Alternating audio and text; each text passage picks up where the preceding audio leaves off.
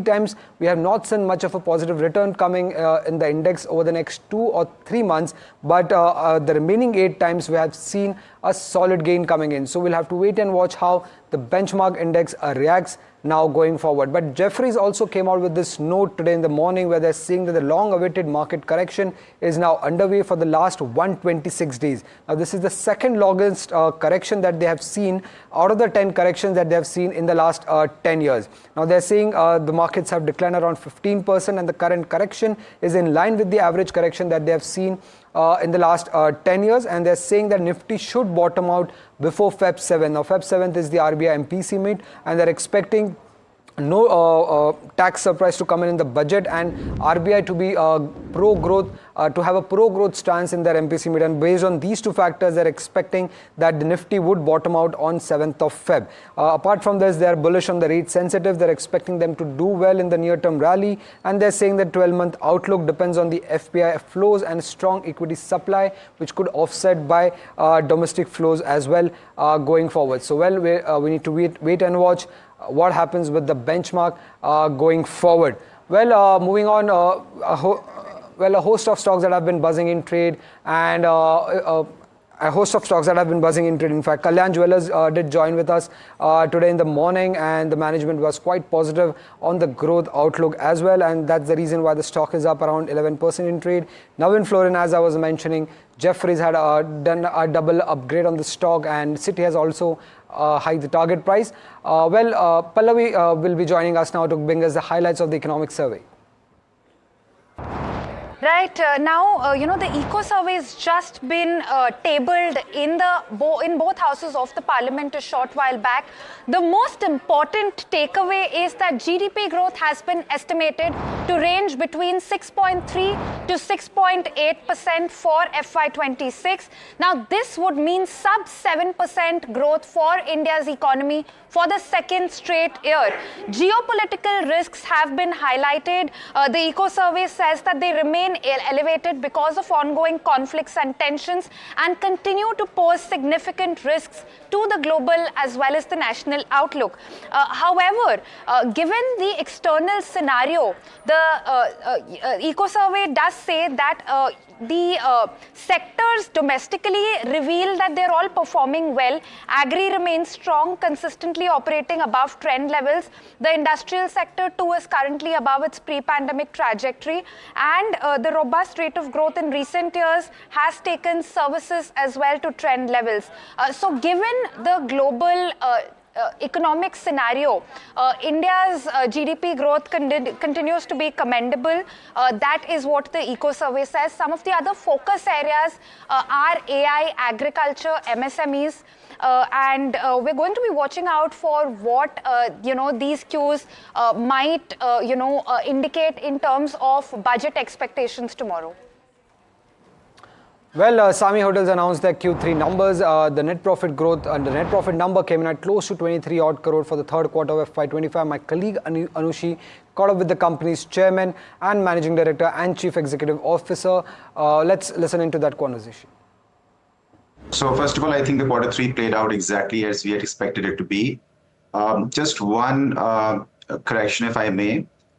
Because we own largely business hotels, we have traditionally seen quarter 4 being the strongest quarter. So quarter 3 was clearly very strong, as you said, that it's 10% growth over last year. But we also see quarter 4 trending pretty strong. So, Mr. Jharkhanwala, I want to understand from you for Q4, what are the strong levers that you're expecting? And also, if you can give us an outlook on what FY26 can mean for the business in terms of where the revenue growth is concerned, and as well as if you can give us an outlook on the margins. So quarter 4 is obviously strong also because of the fact that we don't have many holidays in this quarter. Quarter 3 has Diwali, Dussehra, Christmas, New Year. Whereas quarter 4, after people come back from their annual vacation, we see pretty good run from then till 31st March. So that's just basically a statistical fact which helps us do better in quarter 4. The second is there is a higher density of events in quarter 4. That also helps. You got events in Bangalore, you got events in Ahmedabad, there are events in Mumbai. So all of these events also help shore up the demand in quarter 4. And then general uptake in office space and continued growth in aviation is helping a demand for business hotels in key cities. So that's really as far as the current quarter is concerned. For the next financial year, we think that the businesses will be able to maintain a high single digits to early double digit total revenue growth. And in terms of margin in our business, we reported about 37.9% margin in the last quarter. In the next fiscal year, we have two or three things which will help us improve the margin. First is the acquisition we had made just prior to the IPO. That's playing out really well for us, and we expect that portfolio margins to cross 40%. And the second is we'll see further reduction in ESOP expenses. And the combined impact of that should help us cross the 40% reported EBITDA margins in the business in FY26. Absolutely. In fact, I was just going to address the employee expenses now. They have seen a significant downtick in this quarter also. Want to understand from you, you've mentioned about the 2-3 levers which are there in terms of the expansion in margins that can help you. That is the integration of the various acquisitions also taking place. I want to understand the developments, the timelines on when these acquisitions would be on stream for the business and when it can start reflecting in the revenue and the margins as well. So if you see what we've done in the last 6-8 months is we've done two acquisitions. One is for an operating hotel in Bangalore, which is going to be converted to a part of the Tribute portfolio by Marriott, and we're adding a Westin hotel in the same development. And then we have an office building which we are converting to a W hotel in Hyderabad. In addition to that, we have fair bit inventory addition happening within our portfolio in the Holiday Inn Express platform in large hotels like Sheraton Hyderabad and Hyatt Regency Pune. So we expect that all of these additions will start adding to the revenue starting financial year 2026 and actually continue every year till almost FY29. The big impact would be that our upscale portfolio, which operates at almost 2x revenue per key than the portfolio average, is going to double from about 1,000 rooms to almost 2,000 rooms. And that will have a substantial impact on our top line. And in terms of margins, as we keep adding revenue, and of course, as you've said, we've largely rationalized the operating structure, we expect the business to maintain, more than 40% EBITDA margins on a consistent basis. Okay, that's quite an optimistic outlook that you have. So you've mentioned about the growing focus towards the upper and upper scale hotels that is there. In fact, if you look at the RevPAR, at the revenue per available growth, in the last 2-3 quarters, the number has ranged from 13 to 16%. So considering more of these hotels, well, after they are rebranded and repositioned, where can we see this number going up to? What's the kind of growth that you expect? Because there is expectations of a higher RevPAR growth in the coming quarters. So the RevPAR growth has remained, as you rightly said, in mid-teens for the last 3 reported quarters. I think we maintain our point of view that total revenue growth, which includes what's coming from rooms, which is reflected in RevPAR, and also which comes from food and beverage, right? The combined effect of that will deliver, as I said, between 9 to 11, 12% total revenue growth. We feel really happy with that because we have strong operating leverage in our business. So when the revenue grows at 10% year on year, we should expect the EBITDA to grow anywhere between 13 to 14% year on year. And that's something you see even in our last few quarters. So the total revenue growth will remain in that zip code of 9 to 11%. The RevPAR itself slightly depends on the segment and the cities you're in. And some of the cities like Bangalore and Hyderabad, where we have good inventory, we continue to add more inventory, are seeing mid-teens to high teens RevPAR growth. And some of the other cities are seeing high single digits to early double digits RevPAR growth. So that's very dependent on the city, but total overall business should deliver about 9 to 11% revenue growth. Absolutely, that was quite informative. Mid-teen to high-teen growth is something that we can expect for the business going forward in terms of where the RevPAR growth is concerned. But coming to my next question is, with the renovations, with the upper upscale hotels inventory increasing in the next coming few quarters, want to understand from you, what is the revenue mix going to be like? Currently, if I look at the revenue mix, the 43% is the scale for upper upscale and upscale. So where do you see this number increasing to? Because that would lead to a downtick in the mid-scale segment. And also, if we can also talk about the capex plans for the business. So I'll first take the capex, easier questions first. So in the current, the next 2 months, we expect we have only about 20 odd crores of capital expenditure, largely towards initiating the W in Hyderabad and the Westin in Bangalore. For the next fiscal year, we're targeting circa about 200 crores of capital expenditure, most of it going toward opening new inventory in Hyderabad and Pune. but also continuing to do work at the W Hotel in Hyderabad and Western Tribute in Bangalore. And then subsequently, we expect about an annualized 150 crores capital expenditure to complete the projects that we've just announced. So that's part one. In terms of impact of this on the overall portfolio mix, so as you rightly said, that currently about 45% of our total revenue came from upscale assets, and that's really doubling. So if we just see the total revenue per room in SAMI, and if we just kind of take the new inventory mix that we will have once we implement all these growth projects, we actually expect about a 35% increase in total revenue. And I'm not estimating any, I'm not, assuming any market growth in that. So just the portfolio mix change will itself induce about 35% or total revenue growth in SAMI because of the fact that we have higher upscale hotels in the next few years. In terms of contribution of upscale, we expect the upscale to go to about 60-65% in the short term. Just a word of clarification, we actually quite like the mid-scale space, and we believe in the long term, we'll maintain that healthy 50-50 ratio between upscale and the broader mid-scale. But in the short term, given how our portfolio is transforming, we expect the upscale to be at about 65% once Westin, W, and the Tribute hotels open. Okay, so in near term, 65 and then 50-50 mix. Is that the correct understanding for SAMI Hotel? That's right. That's okay. right. Okay. And considering the capex plans which are ongoing, I want to understand, you are also focused on reducing the debt as you move forward. I want to understand what is the current debt like, and how do you plan to decrease to? What should be the levels that we should look forward to, say, for 26 and 27? Our current debt, our current net debt is about 2,000 crores. We expect that we will close the current fiscal year at about 4.5 times net debt to EBITDA. We have a stated target to get that down to about 3.5 times net debt to EBITDA in FY26. We are on track to deliver that. Actually, even this year, if we consider the amount of capex that we've invested and if we kind of remove it from our overall debt, we should start touching about 3.8, 3.9 times at the end of March 31, 2025. So we expect to take it down to about 3.5 times net debt to EBITDA by end of FY26. What's causing that is the fact that we maintain pretty healthy cash generation from the business every quarter. The capital expenditures largely, being done from the internal accruals and the cash we hold on our books, and therefore there's really no increase in gross debt. And as we implement these growth projects and start getting income from them, and plus additional cash that we accrue because of the quarterly free cash that we have, we feel fairly comfortable to touch 3.5 times by end of FY26. Well, that was an interesting conversation with SAMI Hotels, but as we wrap on this edition of Top Trades, with budget just being around the corner, NDTV Profit brings to you the wish list from various sectors, and our focus today is on the renewable and infra sector. Mihika and Anushi both are joining us to give us more details on what are the sector expectations from renewable and infra.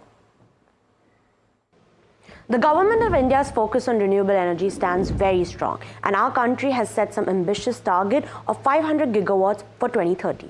Our shift to clean energy is no longer just a trend, but the transition cannot happen overnight, and it certainly won't be smooth without strong government support. We need a comprehensive energy transition policy to accelerate the transition while also making energy security of the country strong. So with the Union Budget 2025 just around the corner, here is what the analysts believe and industry wants for the renewable energy sector. Let's first start with 5 key expectations. This is spread across various sub-segments of renewable or clean energy. The first key expectation is higher capital allocation for the PM Surya Ghar Bijli Yojana scheme in FY26. The current allocation stands at 75,021 crores in order to install 1 crore household rooftop installations. More support for this program can benefit players like Tata Power, Warrior Renewable Tech, and Adani Green Energy. Next, Jeffries awaits tweets on duties on solar modules and cells. Positive policies in this area could benefit Warrior Energies and Premier Energies. The third key expectation is for higher budgetary support for offshore wind energy. Carriage ratings note that incentives for project cost funding, larger turbines, as well as mandatory sourcing from distribution companies could help the space. The need comes due to low developer interest in offshore wind, despite the 6,853 crore viability gap funding scheme announced last year. The major driver for the low interest is the 2.5 times higher setup cost for offshore wind projects when compared to onshore projects. The fourth key expectation is for battery energy storage, an ecosystem that is key for 24/7 power supply. Nuvama expects the government to take measures for energy storage technologies. Carriage Ratings, on the other hand, notes that how domestic battery energy storage ecosystem can benefit from initial subsidy support via a PLI or viability gap funding schemes. The rating agency also adds how tax for crucial raw material imports can help adoption. Furthermore, it is key to note that media reports have noted a budget proposal which has been sent to the Finance Ministry, and this proposal includes a mandate for developers to establish battery storage facilities. The fifth expectation is for higher fund allocation for green hydrogen over and above the SIDE program. Current production costs for green hydrogen are not comparable despite government efforts, and this needs to be addressed. Nuvama also expects mandates for the use of green hydrogen, ammonia in key sectors like steel, refineries, fertilizers, and more. The government could also implement blending green methanol with petrol in transportation and other sectors by providing incentives for producers. This would help consumers adopt the fuel. And lastly, we also spoke to different companies operating in the space, so here's the industry wish list. As per Waaree Energy CFO, expansion of rooftop solar programs to increase adoption remains key. The company also mentioned how anti-dumping duties for solar modules and cells is critical to diversify and indigenize the supply chain and mitigate any short-term price fluctuations. Waaree Energies also notes how an increase of export subsidies on renewables from 1% to 5% will be a significant boost to the sector. Apollo Green Energy notes how the budget should address the need for modernizing infrastructure as the current grid stands outdated and ill-equipped to handle growing demands. Renew Power states that the budget needs to introduce focused funding for green skilling to ensure that India's workforce is prepared for the clean energy transition. And lastly, manager of O2 Power, which was recently acquired by JSW Energy, states how extending the concessional 15% tax rate under Section 115 BAB by 5 years would be a significant boost for the sector. The company's CFO also noted how the industry needs long-term financing challenges which have to be addressed. Well, that was what analysts expect from the budget 2025 for the renewable sector and what the industry wants. Stay tuned to NDTV Profit. The Union Budget 2025 is anticipated to prioritize infrastructure-led sectors, particularly roads. While the Ministry of Road Transport and Highways has shown significant growth in recent years, certain challenges remain this year, such as project delay on revised cost of the Bharatmala project and capex shortfalls. Let's delve into the key expectations from this Union Budget 2025 and recent developments that one should keep a track of. The government's capex target for FY25 was Rs 11.1 lakh crore as per ICRA's expectations. The FY25 number would stand at Rs 9.7 lakh crore, missing this year's target by 13% and clocking in a growth of 2.4% on a year-on-year basis. The view, therefore, is that FY26 capital expenditure target will be set at Rs 11 lakh crore, similar to the FY25 target, which would thus lead to a 12 to 13% of an expansion over the previous year. With this growth case scenario in mind, the expectation is for a higher allocation towards infrastructure-led sectors like roads and highways. Do note that the road sector capex in the FY25 budget was up 3% to Rs 2.72 lakh crore as compared to previous 3 fiscals in which we had witnessed a whopping 29 to 82% of a growth.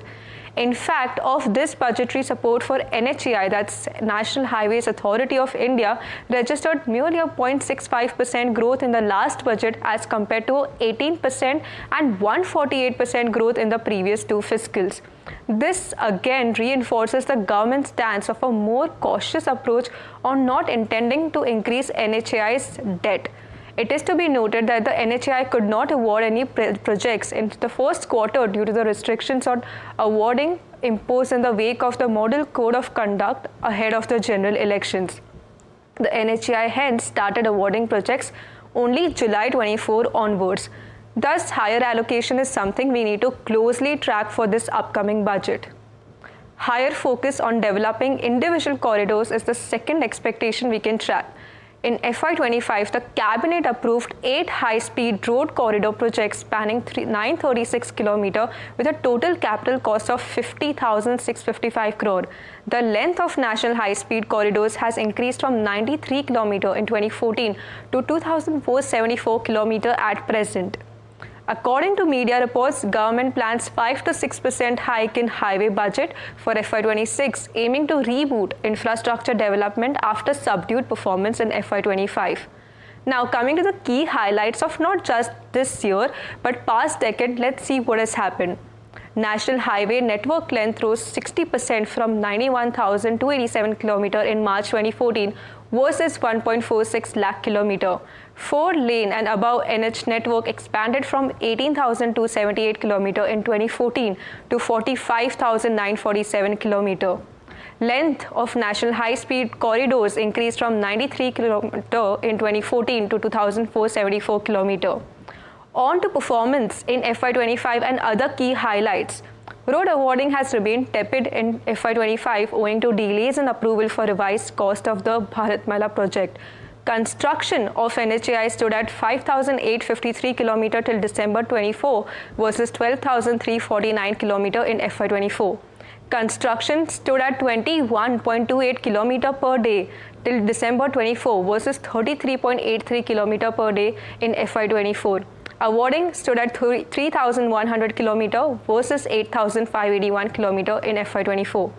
At present, works in about 12,500 km NH length are under construction under national highways.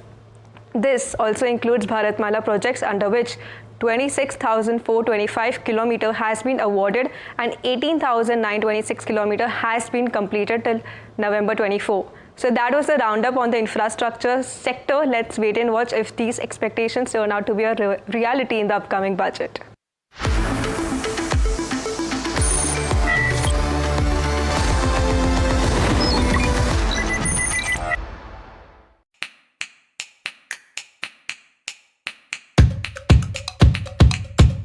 STT. STT definitely needs to change. Old tax regime. The 1991 budget was truly a game changer. I mean, the rest is history. Union budget. Budgets. General elections. Union budget. Two more, Yashwant Sinha and P. Chidambaram. Arun Jaitley. Arun Jaitley, I'd have to say. I think Manmohan Singh for sure because of the iconic 1991 budget speech. STT. STT definitely needs to change because now if returns are not that good, it'll start pinching people. Income tax. I think income tax because that's what matters to me.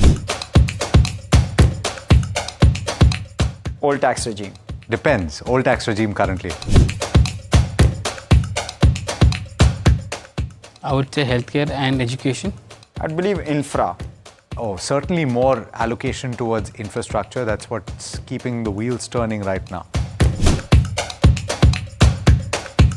Game changer, but not in a positive way, was the budget when farm loans were waived off. There are a couple of them actually. 1991, Manmohan Singh, that was the budget which opened up the economy. Then 97, Chidambaram, who reduced the tax rate from 40% to 30%. In 2001, I think, if I'm not wrong, Yashwant Sinha, who reduced all the duties on customs that led to the computer age or the IT age taking off in India. I think the budget in 2022 where capex was done in a very big fashion. There were several actually. 1991 was something that stands out, and I mean, the rest is history. As I said earlier, Manmohan Singh's 1991 budget, I was a very young child at that point in time.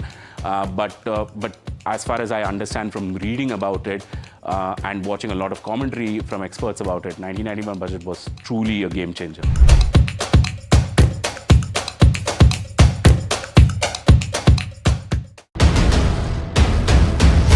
This is the day that shapes the future of 1 billion dreams. From the fields of agriculture to the backbone of defense. From ambitious infrastructure projects to everyday tax policies. Every decision counts. How will this budget balance growth and fiscal prudence? What will it mean for jobs? And what will it mean for your portfolio?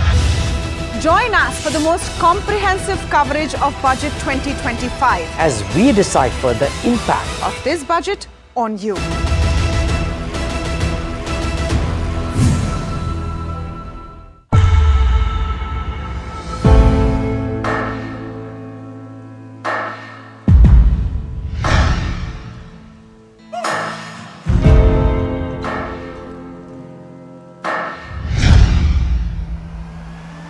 I present the budget for a historic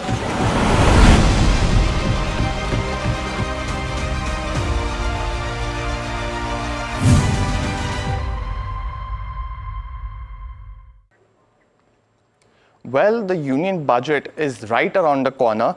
It's a very interesting time leading up to the budget as well for the policymakers as well as, us as shareholders, because we see a lot of movement in the Nifty as well as speculations are rife with what could be some of the measures that are announced in this particular budget as well as has been in each one going into the same. We look at some of the key moves that have seen in the Nifty before as well as after the budget and get you some of the biggest measures that were announced in these budgets and what could have led to the strong Nifty reactions. Let's first look at 2024 because we had two budgets announced in this particular year. One was post the elections as well, and we did see a 1.5% move in just a week after, and that momentum was continued in the month as well. Leading into this budget, there were a lot of speculation, so we saw a downward reaction of the Nifty in the past week, and we did see some of the measures such as the standard deduction being increased to 75,000 for salaried employees from 50,000 earlier, as well as the new tax regime now in having tax-free status for up to 3 lakh rupees per annum for the investors as well.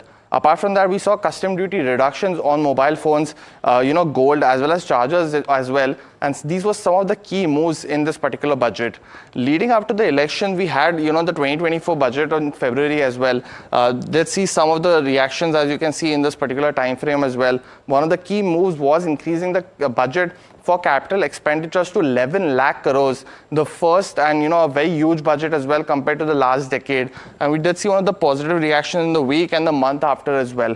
For 2023, it was a very budget going into this particular budget. Speculations were rife. We did see a negative 2% reaction just in the week before leading up to the budget as well, while the momentum wasn't very strong. And in this particular budget, we did see the new tax regime increasing the rebate to 7 lakhs. But apart from that, there were some continuations of policy measures, but nothing big to report as for. For 2022, it was a very interesting budget because we did see a strong reaction going into the budget just a week before by roughly about 2.5% on the positive side. But in the next week, as well as the month after, we saw a sharp reaction on negative 5% of the Nifty reactions. Some of the key measures were like they had involved rupees 2 lakh crores as additional credit to MSME firms. Apart from that, we also saw roughly 48,000 being allocated for building 80 lakh houses. But none of these measures could give the big positive boost.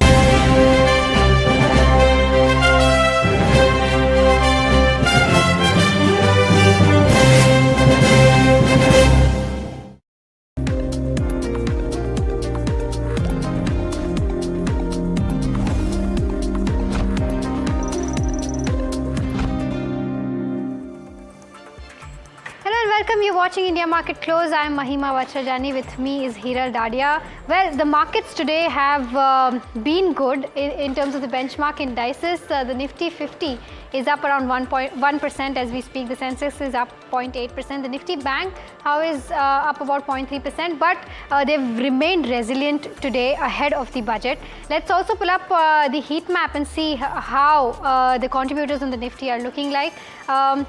There you go. It's a sea of green today, fortunately.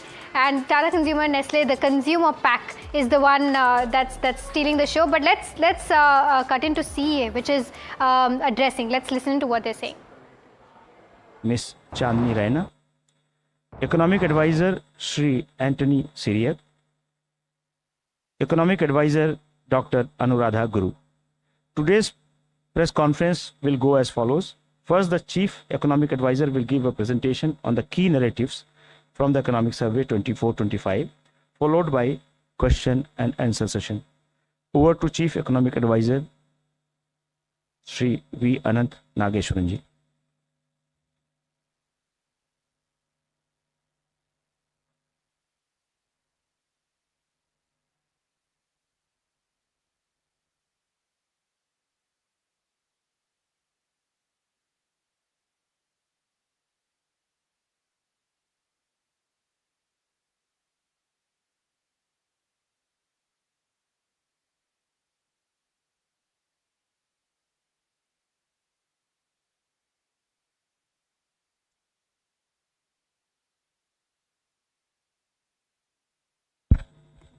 Thank you and good afternoon, everybody.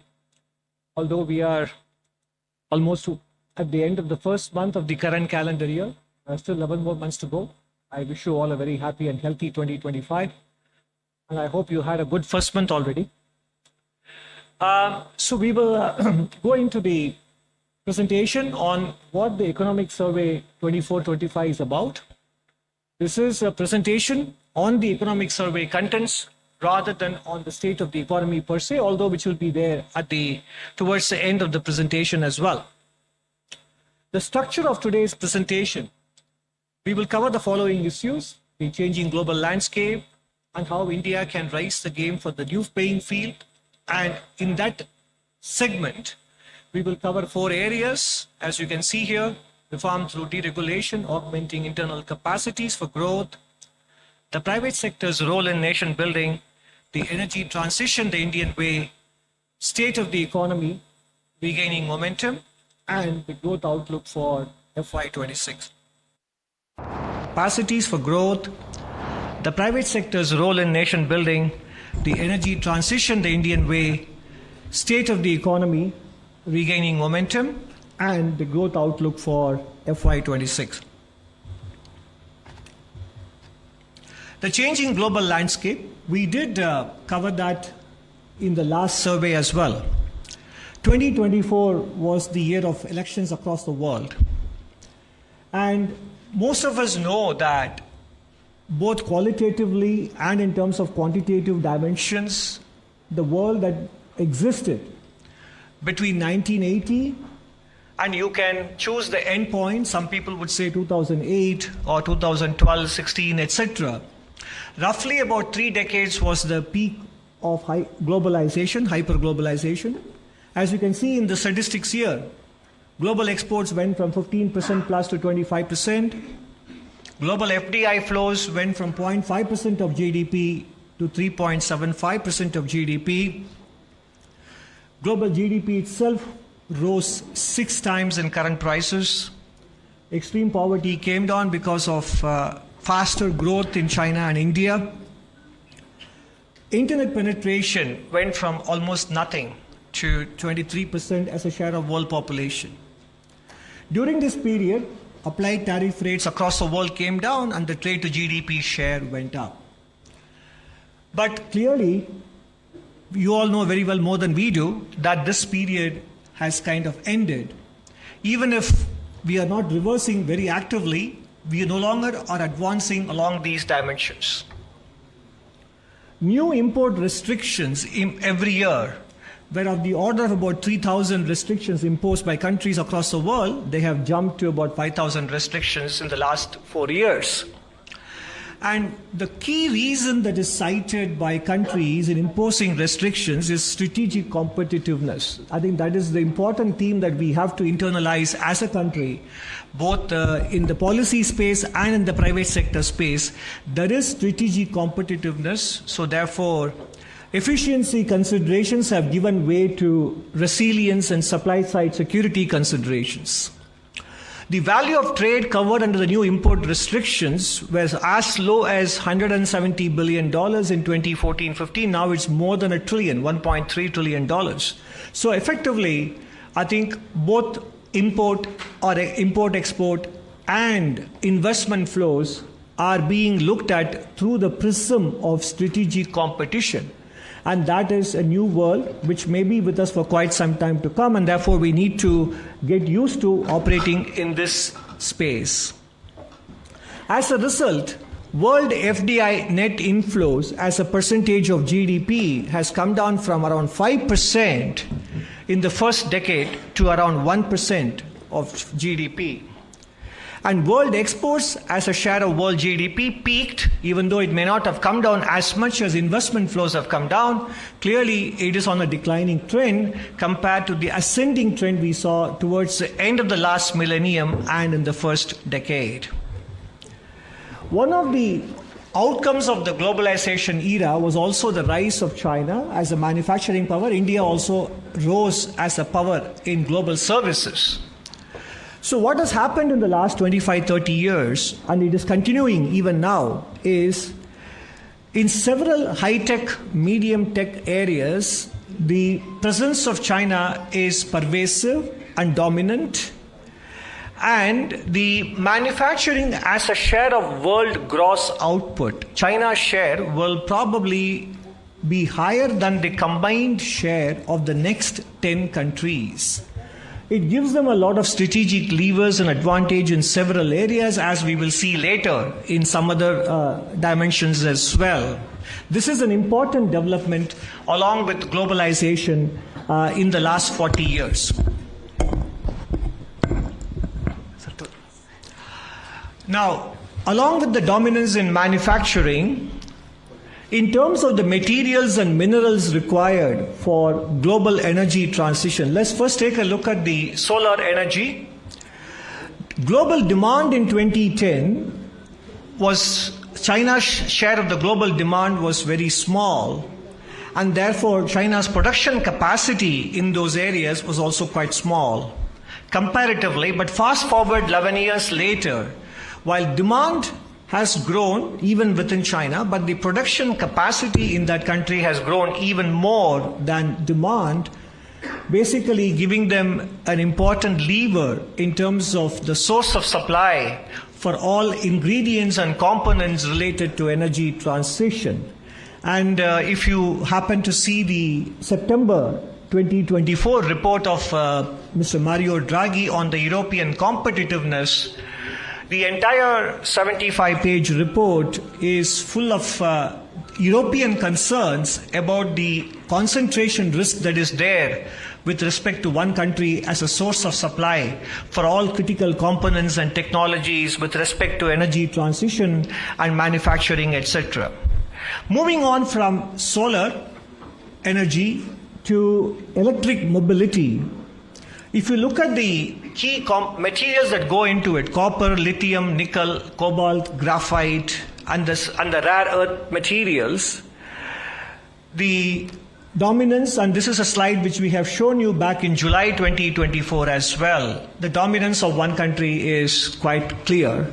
And in different stages of production, even if those materials are not mined in one country, the processing happens in a single country, and therefore whether it is the cell components or battery cells, in fact the truth is every single panel, solar panel we install, every single electric vehicle that we produce in this country, naturally the dependence on a single source for supply keeps increasing. So that dependence has to be kept in mind in the pace of transition towards renewable energies and also with respect to electric mobility. So this is the global context, that the era of globalization, faster and larger movement of trade and goods and services and investments is behind us. And there is a huge presence of a single country, a phenomena that we have not seen in a very long time, at least since World War II. So given this, naturally, we have to raise the game for a new playing field. The playing field has changed, and the game has to rely on domestic drivers of growth. So what are those domestic drivers of growth? That is what is part 2 about. Just to recap, we do have a goal, a legitimate economic and social aspiration to become a developed country by 2047. The last economic survey broke it down into multiple components, generating about 80 lakh jobs per year, increasing our share of manufacturing in GDP, plugging Indian businesses into global value chains, and creating a viable small, medium enterprise sector, which in the German language is called the Mittelstand. Because countries that basically became powerhouses in manufacturing had succeeded in creating a viable small medium enterprise sector. Therefore, our goal with respect to manufacturing is inextricably tied to the success of being able to raise the share of SME enterprises as well. Therefore, what is the action? The action is we have to raise our game on domestic growth. And how do we do that? There are 4 dimensions to it. One is deregulation for growth, augmenting internal capacities for growth, the role of the private sector in nation building, and doing energy transition the Indian way. First, we start with the deregulation for growth. Now, when we talk of deregulation, it is not even big ticket deregulation or dismantling of the licensing era, which happened in 1991 and pursued by governments over the last 30 plus years. We are talking about the nuts and bolts or the plumbing of deregulation, which particularly affect enterprises, be they in services or be they in manufacturing, which affect them in terms of the time and the resource bandwidth that they have. And these are related to local level rules, laws, and regulations. So this is the deregulation exercise, which will probably not be a news story in the front pages, but that kind of deregulation at the local and the state government level have to happen pervasively for us not only to boost MSMEs, to boost manufacturing, but also to lift the potential GDP growth in the country. So that's Anant Nageshwaran from CEA clearly indicating as to what's the roadmap ahead from here on. Clearly what he's indicated so far is that more than $1 trillion have been affected in terms of a value of trade goes, and this is on the back of restrictions. In fact, we need to go and up our game in terms of domestic growth as well. But the key that's coming from the economic survey is with regards to the GDP projections, and that's the crucial one that we need to watch out for. And the inflation, which is now softened to almost 4.9% in the April to December quarter, is what we are looking at. But GDP becomes the key, Mahima, and from there on, what the commentary will be with regards to tomorrow, growth versus the capex. That is what the street is watching out for. Absolutely. The GDP growth for FY26 is expected to be between 6.3 and 6.8. And that's very big. Been given out, right? Yeah, absolutely. And in terms of an interesting thing that, even I observed was that for AI, they've spoken that, it's kind of, they are seeing a resource challenge when it comes to AI, which is one of those sectors which is, a booming one. But what they've said is that most critical obstacle is to large-scale AI in medium term, and resource efficiency is, at question right now. So that was also interesting. But with that, let's welcome in our guest for today. We have Ruchit Jain from Motilal Oswal joining us, and we're also joined by Ambarish Baliga, an independent market analyst. Welcome to both of you, gentlemen. Ruchit, I'll come to you first. With respect to the markets, how are you reading the Nifty and the Bank Nifty? Yeah, hi, very good afternoon to all of you. Well, we have seen some pullback move in last 4 or 5 trading sessions, which was much anticipated because the global factors such as US 10-year bond yield and the dollar index have cooled off from their recent swing highs. But if you look at the FIS data, then still they have been selling in the cash segment and in the index futures too. They have rolled most of their positions on the short side. So I think until we see a breakout above the 200 DMA, that is 23,600 to 650 range, we are reading this up move as just a pullback move and not a trend reversal yet. Definitely, being a big event day tomorrow, volatility is expected to remain high on both the sides. So 23,000 to 22,800 would be the support zone, and whereas 23,500, 23,600 would be the resistance zone. So we expect markets to consolidate within this broad range, and any buying opportunity should be seen only on declines when we come near the support end of the range. Interesting one, clearly, Ruchit. Ambarish, good afternoon and welcome to the show. Ambarish, my question to you is, have we hit the bottoms now? Because clearly, with the kind of downtick that has come in with regards to the markets, what is it that you're reading? Or do you think that the budget is something which will also probably play spoilsport further? See, if we see in the last couple of years, the budget finally becomes a non-event. So I mean, I don't see this year to be very different than that. Yes, we will have an effect of the budget for a day or two, but beyond that, I think people will forget about it and life goes on as normal. I mean, if you look at the macro numbers which have been coming, nothing too great. Earnings which have come for this third quarter, I mean, by and far, they've been a bit disappointing. There were a few surprises, no doubt, on the positive side, but mostly it's disappointing. So I really don't see, any of these really trying to push the markets up. I mean, we have seen an extremely good correction in the recent past. So a normal bounce back of, say, about 500, 800 points, I think that's quite normal. And that's exactly what we're seeing as of now. The way I see it is possibly post-budget, we could in fact see lower levels. I'll not be surprised if we see levels of closer to about 22,000 or slightly below that. And that's the time I think it becomes decently priced and could be, good value. It could be a good value-picking time at that point of time. Because when I talk of the Nifty going to 22,000 levels, you'll see individual stocks actually correcting much more. So that's the time I think one should be waiting for. All right, Ruchit, quickly, the Bank Nifty, how would you trade right now?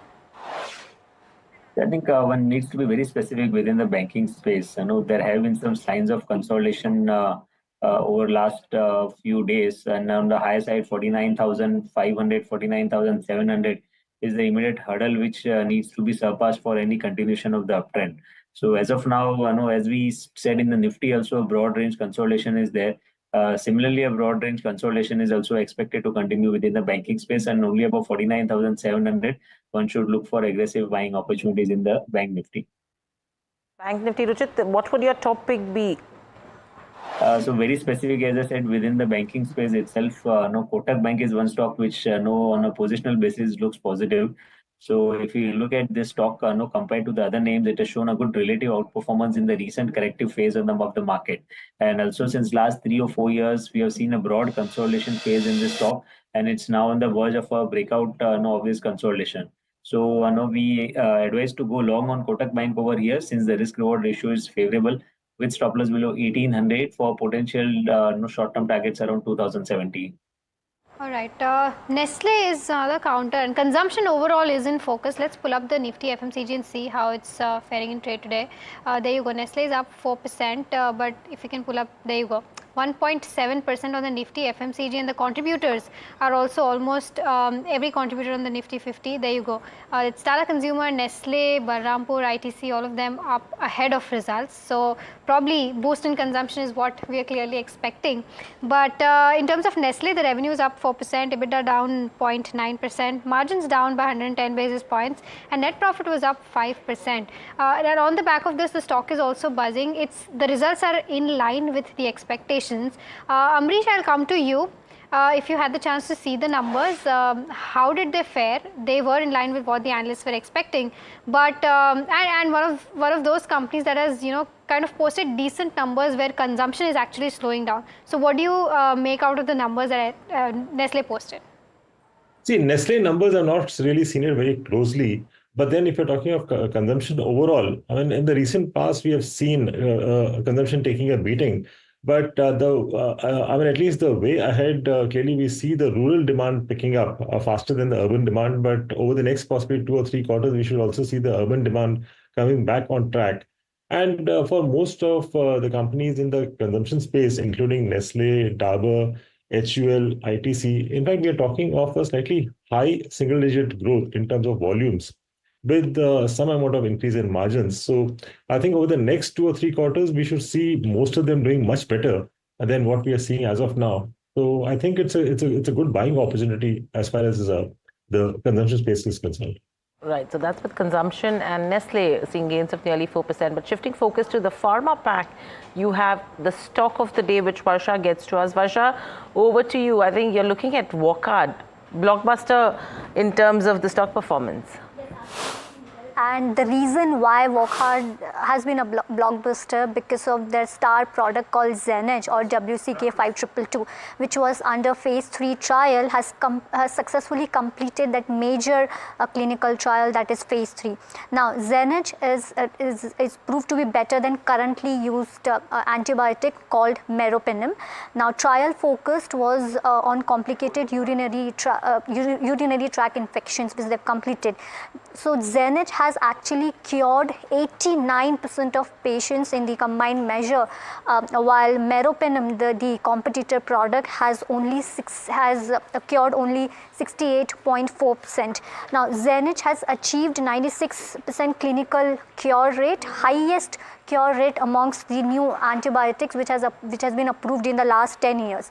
Now why this is important and why we are talking about this, because after this, now phase 3, rather the clinical trials are actually important for a pharmaceutical company to get their product approved in US and in European countries and even in India. So now because of the completion of the phase 3 trial, Wockhardt plans to ask the US and European countries to approve this product Zenage so that doctors can prescribe to their patients.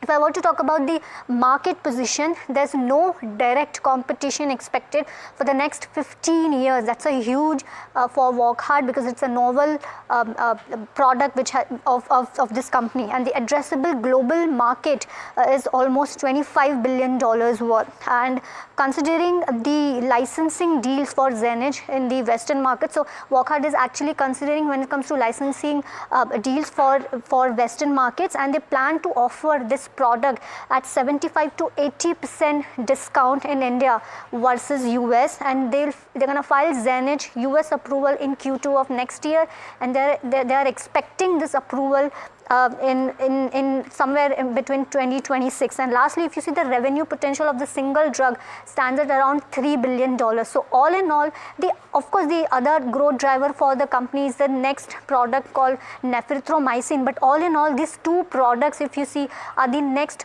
growth drivers for Wockhardt. And so this is the reason the completion of the phase 3 trial of Zenage is the reason why the stock is buzzing today. Much for breaking that down for us, Varsha. And the stock is locked in upper circuit at about 10% odd. Ambrish, I'll come to you. I think what stood out for me is that the stock deserves the upper circuit because no direct competition is expected for the next 15 years, and the addressable market is over $25 billion. That's a huge addressable market. How are you reading this? And if let's say from 2 years, 3 years down the line perspective, how should one play with a stock like Wockhardt? Because it's seen a significant up move. 1 year, it's been up over 260%. No, that's true, but I think these are the two products which I think Wockhardt must have been waiting for a while. Because if you see the last 10 years, the stock has been underperforming, and finally now in the last 1 year we have seen some sort of an up move. Like you rightly said, it's already been a 3-bagger, and with this news, I think we should see much higher levels. Although it may not be a one-way move, we could see some corrections. So I would just really say that whenever there's a correction, I think it would be a good time to buy Wockhardt, because this is a stock, at least for the foreseeable future, at least the next 3 to 5 years.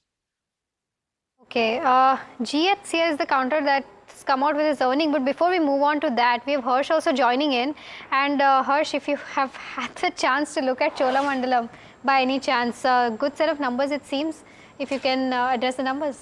Yeah, so let's pull it up. In fact, let's pull up the stock as well. Slightly muted reaction, at least as of now, where the stock is concerned.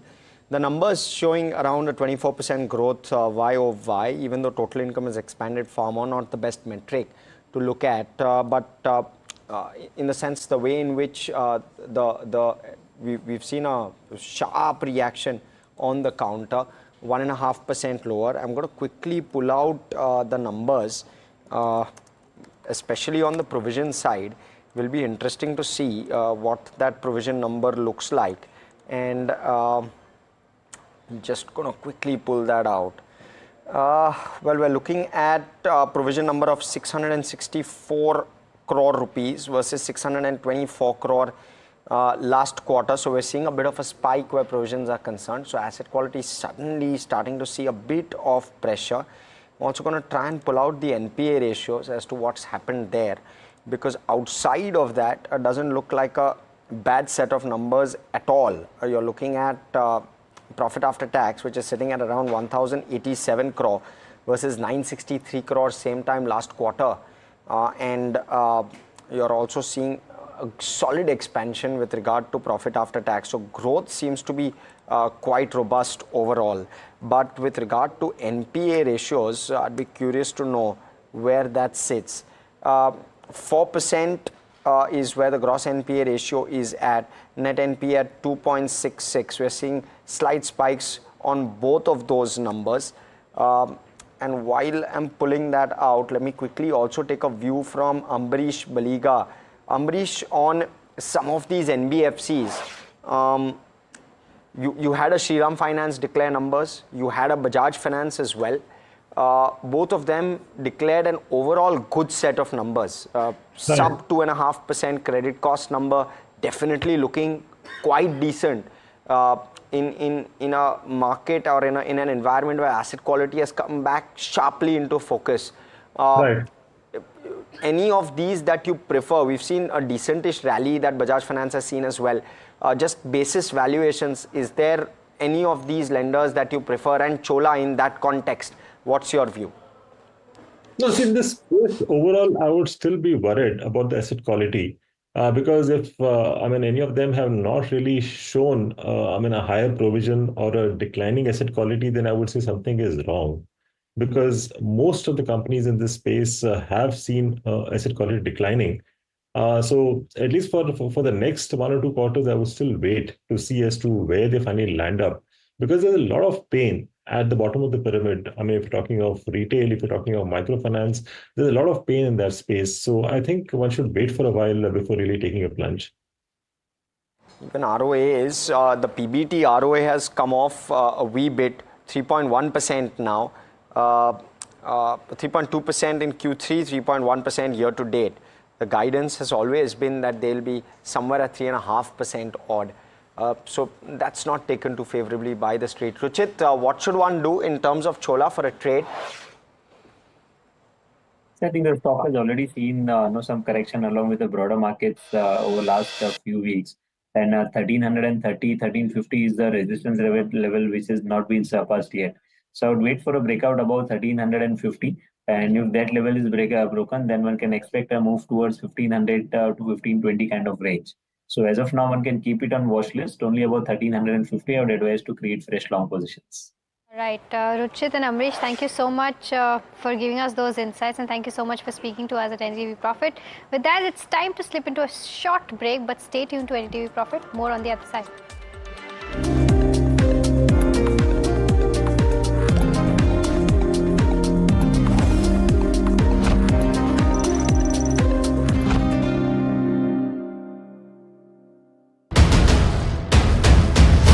This is the day that shapes the future of 1 billion dreams. From the fields of agriculture to the backbone of defense. From ambitious infrastructure projects to everyday tax policies.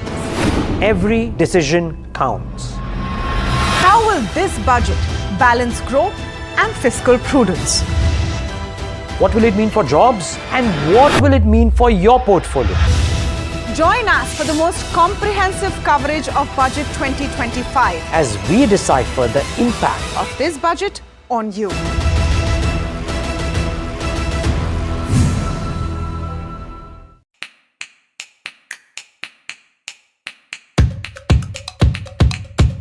STT. STT definitely needs to change. Old tax regime. The 1991 budget was truly a game changer. The rest is history. Union budget. Budgets. General elections. Union budget. 2 more, Yashwant Sinha and P. Chidambaram. Arun Jaitley. Arun Jaitley, I'd have to say. I think Manmohan Singh for sure because of the iconic 1991 budget speech. STT. STT definitely needs to change because now if returns are not that good, it'll start pinching people. Income tax. I think income tax because that's what matters to me. Old tax regime. Depends. Old tax regime currently. I would say healthcare and education. I'd believe infra. Oh, certainly more allocation towards infrastructure. That's what's keeping the wheels turning right now. Game changer, but not in a positive way, was the budget when farm loans were waived off. There are a couple of them actually. 1991, Manmohan Singh, that was the budget which opened up the economy. Then 97, Chidambaram, who reduced the tax rate from 40% to 30%. In 2001, I think, if I'm not wrong, Yashwant Sinha, who reduced all the duties on customs that led to the computer age or the IT age taking off in India. I think the budget in 2022, where capex was done in a very big fashion. There were several actually. 1991 was something that stands out, and I mean the rest is history. As I said earlier, Manmohan Singh's 1991 budget, I was a very young child at that point in time, but as far as I understand from reading about it and watching a lot of commentary from experts about it, 1991 budget was truly a game changer.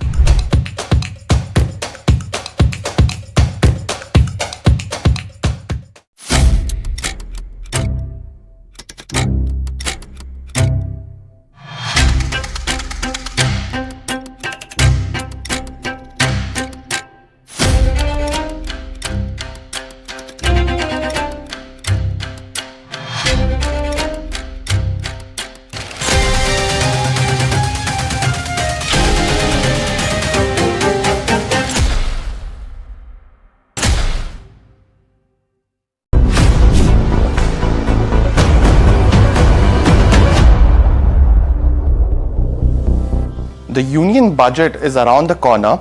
What could be announced and how will it impact the market? UBS comes out with a key report.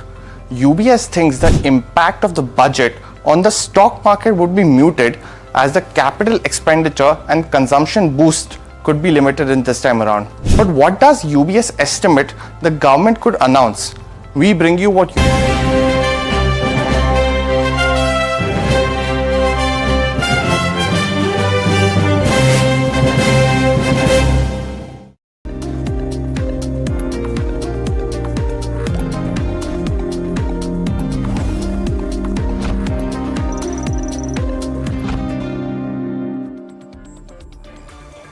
Welcome back. You're watching India Market Close. Well, let's go on to our next segment, that is Heard on the Street. Now, NDTV Profit brings you all the chatter from dealing room. My colleague Somit Sarkar joins with us with more details on that. Somit, what did you hear today?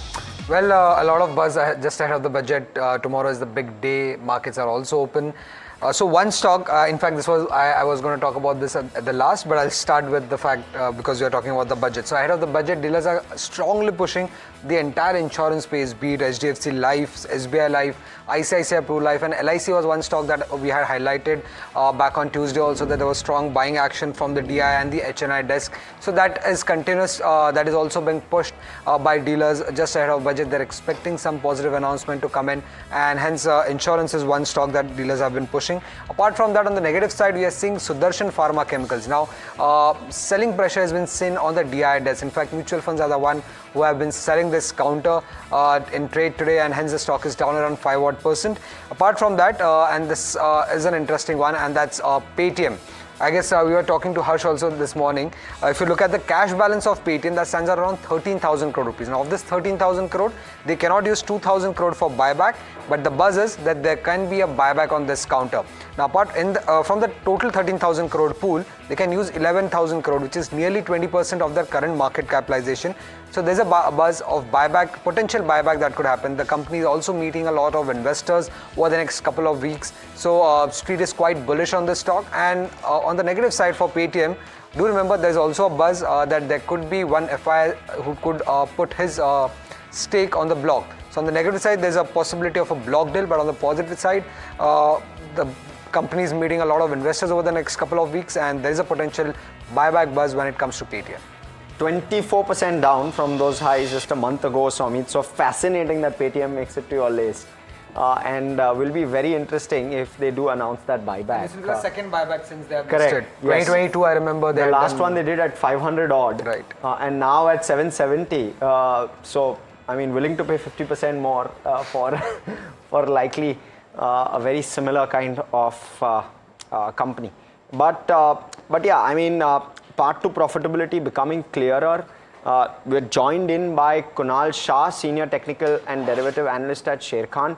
Kunal, talking Paytm and drawing focus, because we've seen that stock under some bit of pressure.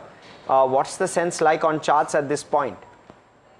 I think on the charts, we have seen that the stock has been already trading in a downtrend, low top, low bottom, are still intact. The stock is trying to take a support around the mark of 759, 760 zone. And once this is taken out, you can expect further downside in the stock. So it's stuck in a range. I think if one wants to go long into, can wait for a levels of at least 800 on the upside, which is a strong resistance.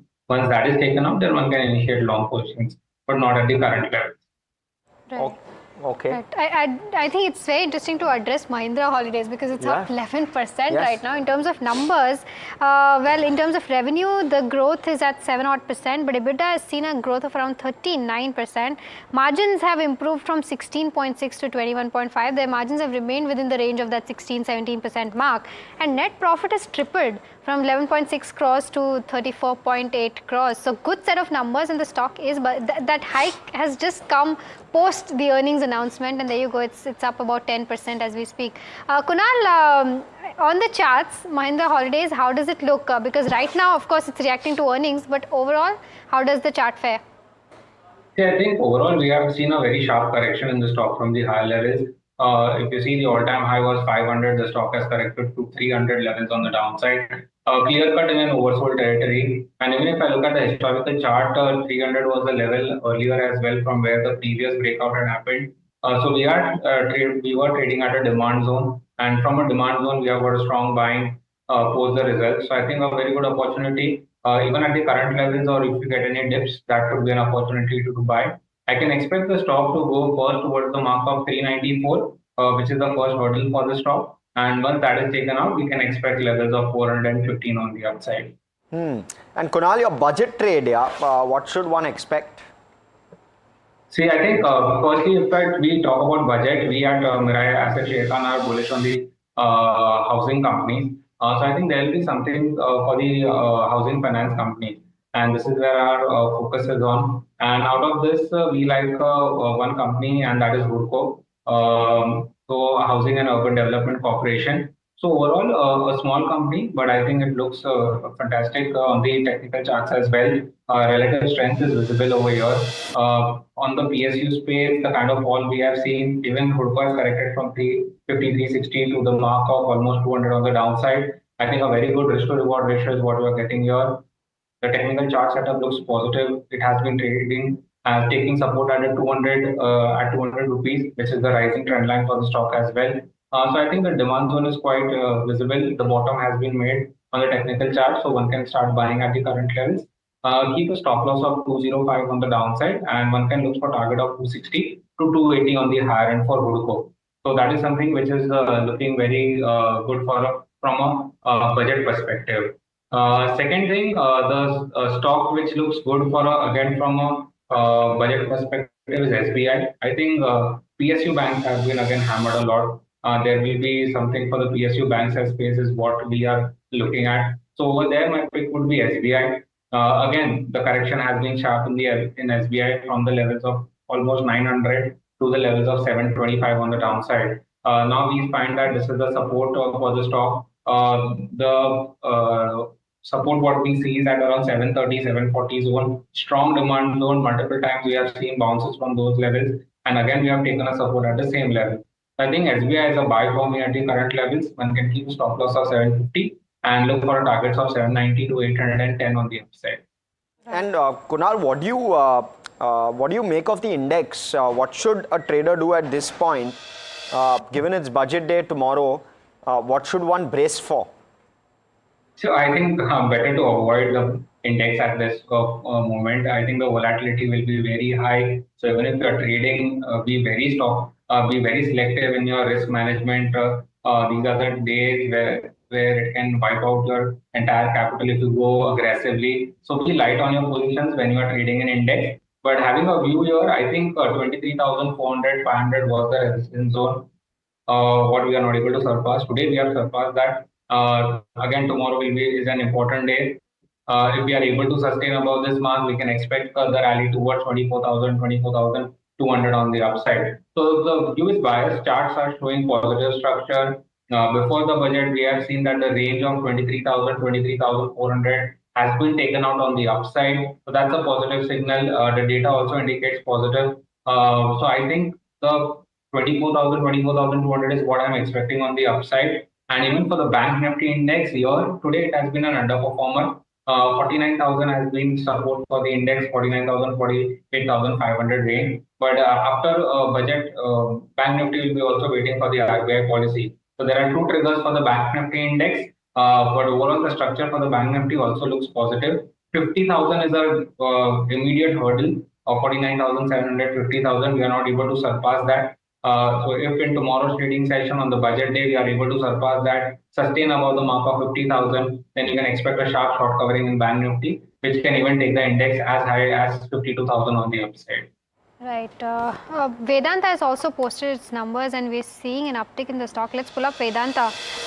Revenue is up about 10%, but net profit is where the spike is 70%. Probably yet to dissect the results, but might be because of a one-off as well. But right now it seems that it's not actually no one-offs. Okay. No, we've got power and fuel charges which have come off sharply. So that's the one big positive. And the second big positive seems to be coming from the top line itself. Yeah, margins have also improved 24 to 28 odd percent. So good set of numbers, no one-offs, and the stock is up about 2% almost as we speak. So that's Vedanta for you. But let's go to our top 3 stocks of the day. Rucha is waiting by to give us those top 3 stocks. Rucha, what is there on your list? Thank you so much. So I'll start with PNB, that is Punjab National Bank. Well, net profit at about 4,500 versus 2,200 crore. Gross NPA stands at about 4.1% versus 4.48%. NIM, that is net interest margin, stands at 3.09% versus 3.3%. So largely flattish kind of growth over here. So good set of numbers is why the stock is buzzing up about 5% as we speak right now. Next one is Ircon International. Well, it hit an intraday high of about 9.5%, received an EPC contract in a joint venture with AMRIL. This is for the construction of rigid pavement and line drain of 122 kilometers of road in Manipur. Execution periods of 36 months, while the sale consideration is 164 crore rupees. As we speak, the stock is nearly at the day's high, up about 8% in trade. Moving on to the last stock, which is Cyient. Now, this is a brokerage note over here where JP Morgan has upgraded the stock to overweight from neutral, hiked the target price from 1600 to 1750 levels because it turned more constructive for 3 reasons. Number one is the sharp correction of the stock, and brokerage house thinks that they're already baking in an internal candidate as the CEO. It also believes that there could be potential surprises, that is positive surprises in FY26 because of revenue growth estimates. It also believes that this one is a cheaper IT and ER&D stock, which is trading approximately 55% discount to the peer average, and therefore recommends buying at the dip ahead of the CEO announcement. Upside could be very significant if a strong external candidate comes in. So this is what JP Morgan believes on Cyient, and as we speak, the stock is up about 6.5% in trade. Interesting, very, very interesting. So those are some big buzzers for you, all on the positive side. Any of these on your radar, Kunal, from a technical perspective as well? Yeah, I think overall what we are seeing that the entire space, specifically if I talk about mid-cap and small-cap, that has been doing well. But I think over here, metals is something what I'll be focusing on. Metals has witnessed a sharp correction due for a bounce from the current levels. So here on the chart perspective, whether it's a National Aluminium, Vedanta or Hindalco, it looks good for a bounce. So National Aluminium is where I'll be focusing here. The stock has seen a double bottom formation on the technical charts, and I can at least expect a pullback rally towards 220 on the upside. Very, very interesting. So metals on your radar, Kunal. Just want to quickly cover some railway counters as well. Given that we're talking about the budget theme and Texmaco Rail came out with numbers, let's if we can just quickly pull out what the stock is up to. There you go. We saw that bit of a spike on the back of numbers, but we're seeing a bit of a cool off as well post it. Kunal, any view with regard to railway? And I'd also be curious with regard to infra and housing. Is there any of those on your radar for tomorrow? Yeah, I think firstly, if we talk about railways, I think that is going to be one sector that is going to be in focus in tomorrow's budget. So definitely, again, we have seen sharp corrections in the entire railway pack. So a bounce was due over here. Coming to the stock specific on that, I think RVNL again looks attractive. It has forming a high bottom formation after the steep correction. The stock in today's trading session has given a breakout above the mark of 440, which was a strong resistance. So I think this looks strong for at least a pullback rally towards the mark of 500, 520 on the upside, which was the gap area which it had formed earlier. So this is a buy for me, RVNL on the railway packs, which looks good. And on the housing, what we discussed in the stocks as well, Hudco continues to be the top pick for me, even at the current levels. Good set of results compared to what the result season, what we have seen in the earlier and this one. So the results have been good. Has corrected from 360 to 200, so you're getting at a good price as well. And technically, the structure looks very attractive. So I think Hudco and RVNL, those both stocks could be a good buy at the current levels. All right, so those are a couple of stocks on Kunal's radar. Another stock that's flying around in trade is Waaree Energy. Stock is up more than 9%. Multifold jump in the Q3 profit. We spoke to the CEO, Amit Pethankar, and he's given us a bit of an outlook on what to expect. Let's hear it from him. It's been a good quarter for us. What has worked out in our favor, of course, is a very, very strong order book. The order book continues to be very strong. As you might have seen from our press release, we are at 50 crores of order book, which is pretty much a record for us. And this is a record quarter for us from the perspective of revenues, EBITDA, PAT, and all of that. What has worked is a very, very strong execution machinery that we have, which has delivered to customers on time, and a strong order book is being realized. We have about, I would say, about 45% of the orders coming from India and the rest from the rest of the world.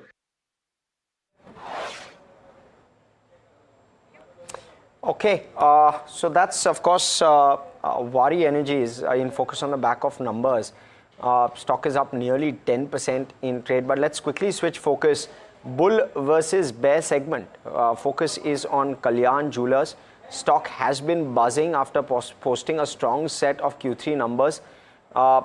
Let's hear it from Mahima, who's here to break down what the bull and the bear case scenario is, because the stock has been quite volatile in that sense, Mahima. Right, absolutely. It's been volatile, but today it's clearly shining up and above in trade by about 10%. We've seen weakness in the stock in the past few days, but on the back of earnings, the stock is buzzing today. Let's pull up the bull versus bear case. The first case is with respect to the numbers, of course. Revenue growth was 40%. Same-store sales growth came at around 24%, so high double-digit growth there. The EBITDA margins expanded by 18%. Net profit grew by 21%, but in terms of the margins were down to 6%, and they further are expecting a further hit in terms of margins because they are moving towards the franchisee-owned model where the margins are around 5%. So margins will further go down from 6% is what the management has said. Moving on to the next case in terms of the Candor business. Now Kalyan has an online presence and which is Candor, and they also have stores, but they focus on fashionable and everyday jewelry. Candor has seen a 90% growth in its sales. Revenue is expected to grow to 10,000 crores soon. But in terms of Candor, the losses are expanding every quarter. This quarter, the losses grew to around 7 crores from that 1.6 odd crore. And they've also said that they'll be adding 80 more stores by FY26 for Candor, which means that the losses might further widen for this particular counter.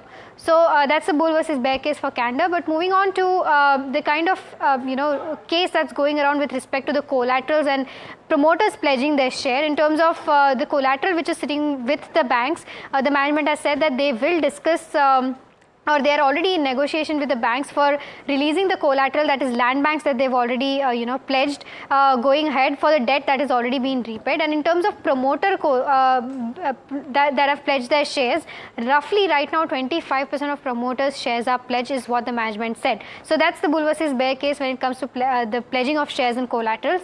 The last case is where the management has said that the profit before tax growth may outpace the revenue growth going forward because of adoption of the FOCO model, that is the franchisee model. But the management has also said that they expect to repay their debt by FY27, which means that after that they will be net cash surplus, and that cash can be used either for company-owned models. So if they use it for company-owned model, the ratio between the franchisee-owned and company-owned will be around 50-50%, and therefore margins in franchisees around 5% and company-owned is 8%. So the margins even beyond FY27 will be around 6 to 6.5 odd percent. So Harsh, all in all, margins to remain range bound in the next 3 years for Kalyan Jewellers, and management also did say that if they don't use that cash for company owned models, they might even consider buyback. Well, it's a very interesting set of updates that keep coming through, and on regular basis over the last month or so the stock has been in focus for quite a while. And earlier we caught up with the company's executive director, and he talked about the FY27 EBITDA margin guidance, of course, among many other things. We also spoke about the pledged shares. Why don't we listen into a slice of that at least? Again, you should look at it in two ways. If you are looking at PBT margins, even the first 9 months this year versus the 9 months last year, if you negate the metal loss, PBT margins have grown by around 0.2-0.3%. Okay. And the way we should look at Kalyan Jewellers is PBT margins again, rather than EBITDA margins, because I told you EBITDA margins will degrow. Because if you look at, now we are at 40% franchisee revenue versus 60% owned store. If you look at 50-50 in the next year, then EBITDA margins will be only in the range of 6.5, right? So it will again degrow from where we are today. So you should look at the PBT margins. PBT margins are growing. If you negate the metal loss, PBT margins have grown in this year also. And for FOCO model, you know that the PBT margins are higher than our COCO model. All right, so that was the management of Kalyan Jewellers. With that, let's also welcome in Neeraj Diwan. A very good afternoon to you, Neeraj. We were talking about Kalyan Jewellers. It's seen an up move in trade today. How do you read the numbers, and how do you actually read the commentary that the management has given going forward? Yeah, good afternoon. Yeah, actually, the numbers were good. I think that momentum is showing today on the stock also. But the stock is too volatile for my liking. It's corrected from a very high level. It's been quite volatile. Margins are still very low. Expensive stock. There's debt also on the book. So I'm not very comfortable investing in something like Kalyan Jewellers. So maybe looking at the numbers, it may look attractive, and maybe some momentum may be there. Well, it's corrected a lot from the high level. But I would rather avoid this kind of a volatile stock at such high PE, and then the margins also quite low. Well, that's one view coming through. Kunal, with regard to technicals, how's the chart looking on this one?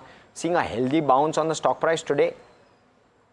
Yeah, I think already the stock had witnessed a sharp correction from the higher levels. So a dead cat bounce cannot be ruled out from the current levels. So we might be getting a dead cat bounce. This dead cat bounce can take the stock higher towards 525, 540 zone on the upside. But again, that would be an opportunity to exit if somebody is stuck into the stock. Overall, the structure is weak. Utilize bounces to exit the stock. Okay, time to slip into a very short break. Gentlemen, stay with us, and viewers also stay with us, because we're going to get you top BTST strategies as well as what to look forward to tomorrow, as well as tomorrow's picks, and we'll also have a chat with Neeraj Diwan on his picks. So stay tuned.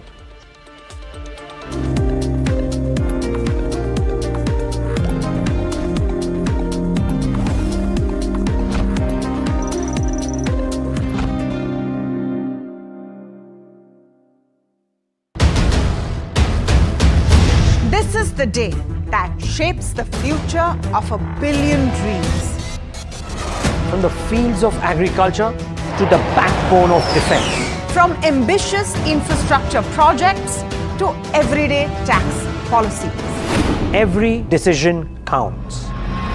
How will this budget balance growth and fiscal prudence? What will it mean for jobs and what will it mean for your portfolio? Join us for the most comprehensive coverage of Budget 2025 as we decipher the impact of this budget on you.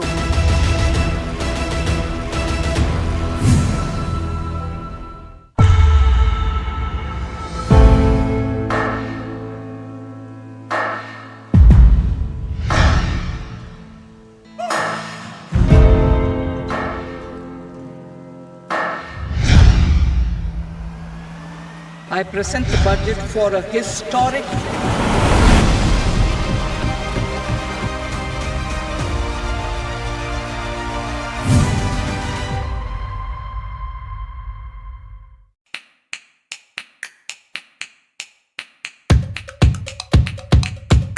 STT. STT definitely needs to change. Old tax regime. The 1991 budget was truly a game changer. I mean, the rest is history. Union budget. Budgets. General elections. Union budget. Two more, Yashwant Sinha and P. Chidambaram. Arun Jaitley. Arun Jaitley, I'd have to say. I think Manmohan Singh for sure because of the iconic 1991 budget speech. STT. STT definitely needs to change because now if returns are not that good, it'll start pinching people. Income tax. I think income tax because that's what matters to me. Old tax regime. Depends. Old tax regime currently. I would say healthcare and education. I'd believe infra. Oh, certainly more allocation towards infrastructure. That's what's keeping the wheels turning right now. Game changer, but not in a positive way, was the budget when farm loans were waived off. There are a couple of them actually. 1991, Manmohan Singh, that was the budget which opened up the economy. Then 97, Chidambaram, who reduced the tax rate from 40% to 30%. In 2001, I think, if I'm not wrong, Yashwant Sinha, who reduced all the duties on customs that led to the computer age or the IT age taking off in India. I think the budget in 2022 where capex was done in a very big fashion. There were several actually. 1991 was something that stands out, and I mean, the rest is history. As I said earlier, Manmohan Singh's 1991 budget, I was a very young child at that point in time, but as far as I understand from reading about it and watching a lot of commentary from experts about it, 1991 budget was truly a game changer.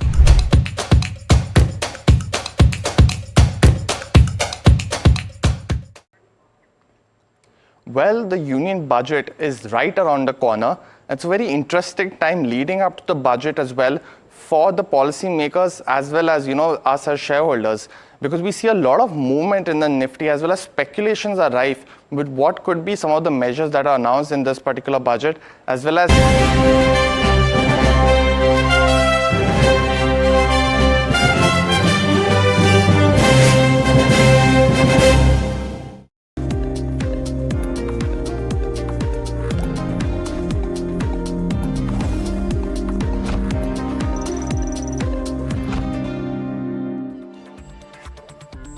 strong numbers coming in from UPL flashing at the bottom of your screen, 10% higher on the top line, which is largely in line with expectations, but essentially it's a beat on the EBITDA number. 2162 crore versus 1906 was the expected number. So a very strong beat coming in there, and therefore margins coming at 19.8% versus 17.4 expected.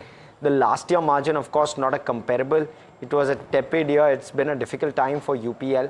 And the net profit clocked at 840 crore nearly. The expectation was something closer to 200 crore. So a very, very strong beat. Stock is now up 4% in trade. But we also have, okay, so let's cut across to the Chief Economic Advisor. He's addressing media after the economic survey has been tabled. The eco survey also talks about, yes, page 249. And secondly, eco survey also talks about CBAM and EUDR as protectionist garbs. What exactly is India doing to sort of protest these on a diplomatic level? So in agriculture, there is, if you go back to the economic survey, you would see how much has been the credit flow to the farmers, how much of that has increased. And there was also a slide here which said that it's actually enhanced substantially. Also, there is a shift away from money lenders, the traditional means of financing their investments, towards institutional lending. And that has, in fact, from 90% that used to actually go to money lenders for their resources, it's down to less than 30%, which is much less than 30%, which is an indication that the institutional investing and the farmers are accessing that. In addition, for working capital requirement, the Kisan Credit Scheme card, the Kisan Credit Cards have worked very well to enhance that the availability of financial resources for them to manage their working capital requirements. In the long run, the private sector, as in the corporate private sector, will also need to invest, because that is where the resources for capital investments that are required for agriculture will come in. On the issue of CBAM, so CBAM is a border, it's a carbon border adjustment mechanism, as it's called, and it's a levy that would face countries that have emissions in their products, embodied emissions, greater than a certain factor. It is in a way, it's a non-trade tariff measure. It's a non-tariff barrier, and it does not take into account the fact that countries like India, we are at a different level of development, so there is clearly, and we see this as a means to a protectionist means to protect the European industry, and more than just the stated goal of reducing carbon emissions, because the end result, and there are discussions on that, and there is that it would only shift the carbon emissions from, at the moment they are consuming, because they are basically importing much of steel, let's say, but by this measure they protect their own domestic industry, and the emissions will happen within their countries. So how much is going to be really stopped in terms of carbon emissions? There are a number of studies, and an UNCTAD report brings out the fact that there's not going to be much gained through that. So clearly a measure to protect their own industry. Thank you. 11. Right, so that's with respect to the economic survey, but we were just discussing UPL numbers. Neeraj, I'll come to you. Let's look at that stock as well. The stock is flying in trade, and this spike is after the results announcement. Neeraj, I'll come to you. If you've had the chance to see the numbers, how do they look? Yeah, the number looks very good. Margin improvement, substantial improvement in the performance. That's why I think you've seen the stock, move like this. So if these kinds of numbers, which are now going ahead sequentially, I think the stock has really not done too much in the last 6-8 months. So I think so there can be a good momentum, based on the numbers which have come. Just wanting your take. Some of these chemical counters are doing phenomenally well. There are some pockets which are doing very, very well. Something like an Ami Organics coming out with very, very strong commentary as well. And then you have UPL which is now up 8% in trade. AMI Organics was up 20 and followed by another 5 yesterday, and now still up one more. What's the sense like? What's the play here? And what are the opportunities which are available? What are you reading into everything that's coming through in terms of numbers here? Is this for me? Yes, Neeraj, please. Okay. So I think that, you see lately last, 3-4 quarters, chemical industries are not coming out with good numbers. Most of the companies were struggling with the margins. I think looking at the numbers this quarter, there was some feeling that we got last quarter also that things may be improving. So the numbers which have come so far, whether it's Navin Fluorine, whether it's UPL, they were very good set of numbers. So there's a possibility that the stock, which have not really done too much in the last 6-8 months, can now look better because, the numbers, the Navin numbers are very good. So, but similarly, when you saw Gujarat Fluorochem's number, they were not that great. So it's definitely, again, going to be a stock-specific approach as far as chemicals is concerned. But there are definitely certain things which are improving for the sector. Margins are improving. So that is what is helping the profitability to improve. So, there's some companies which have been able to expand the capacity in the last couple of years, last 2-3 quarters, 4 quarters. A couple of them I can name is Epigrill, then there is Yasho Chemical. So these are the companies which the capacities have also come in. So if margins will improve from these levels, so there can be a dual impact. One, top line will improve, plus at a better margin. So one should look at opportunities in this space. There is definitely something which is improving as far as margins are concerned, which will definitely go a long way, at least for the next 4-5 quarters. You can see the momentum building up. Right.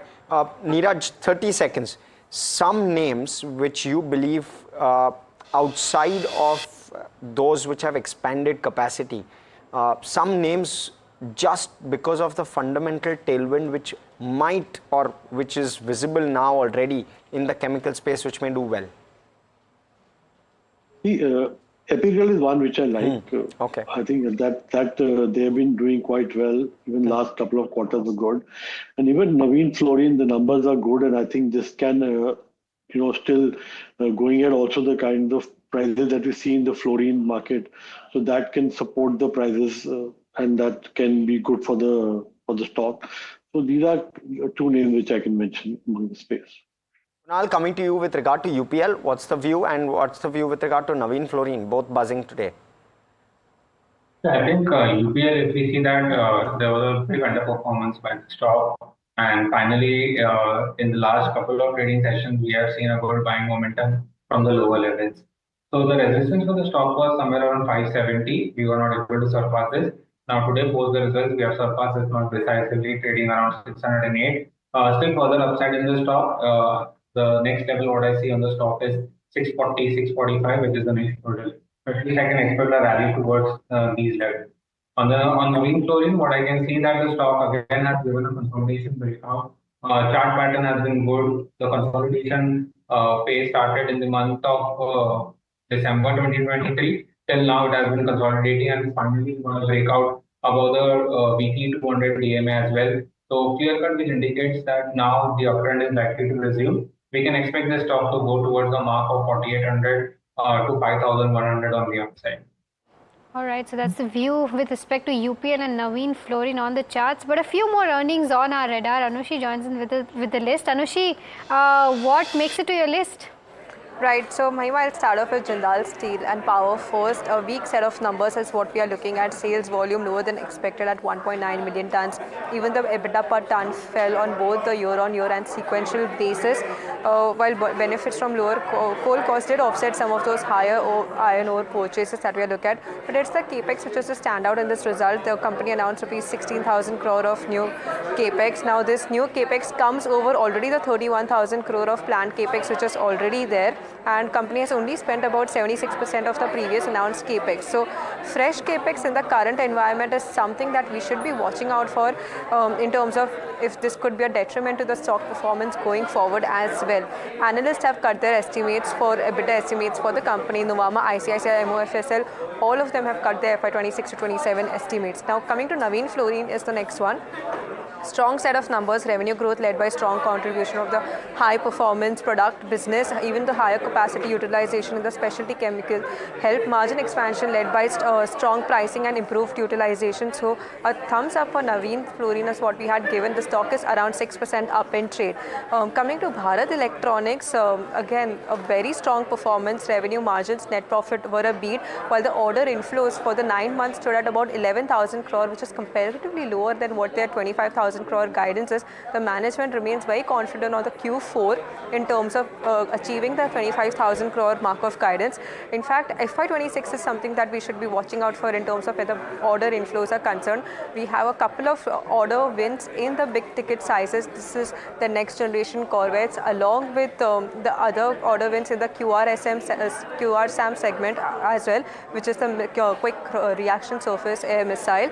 Bharat Electronics has maintained its FY26 or 25 guidance. It has kept its revenue growth intact at 15%. But also I want to quickly address some other important updates as well. Mahindra Holidays, spectacular set of numbers, 10% revenue growth, margins at 21.5% and net profit 34.8 crore versus 11.6 crore.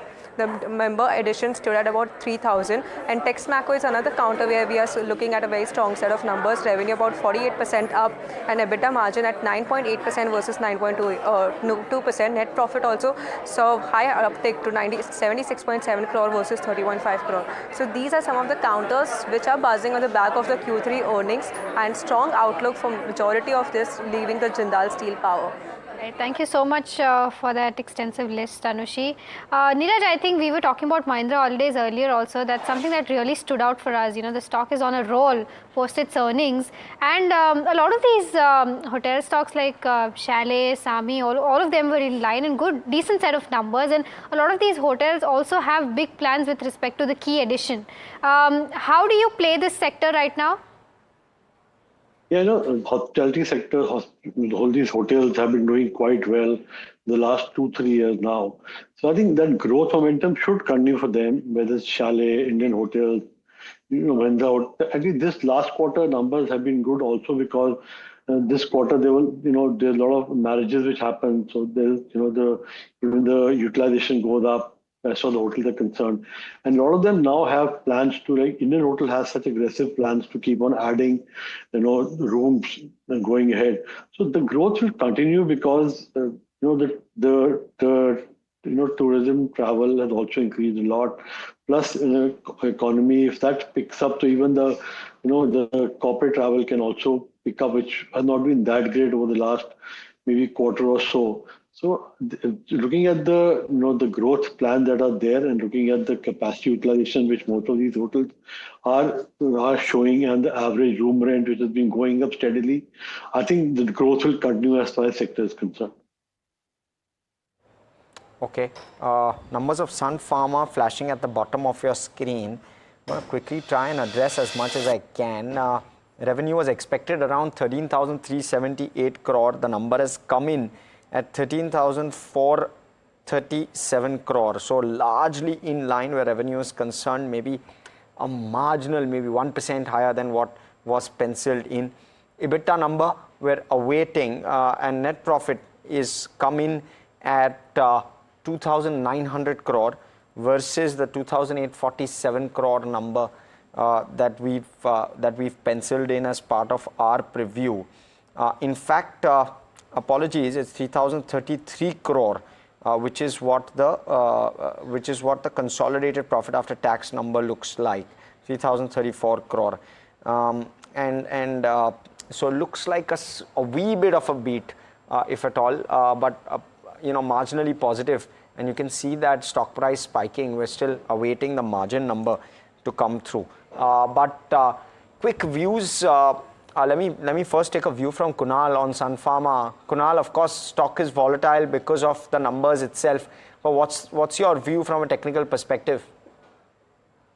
From a technical perspective, if you see that stock had recently had broken its support of 1728, 70 or 30, and it tested its 200 DMA.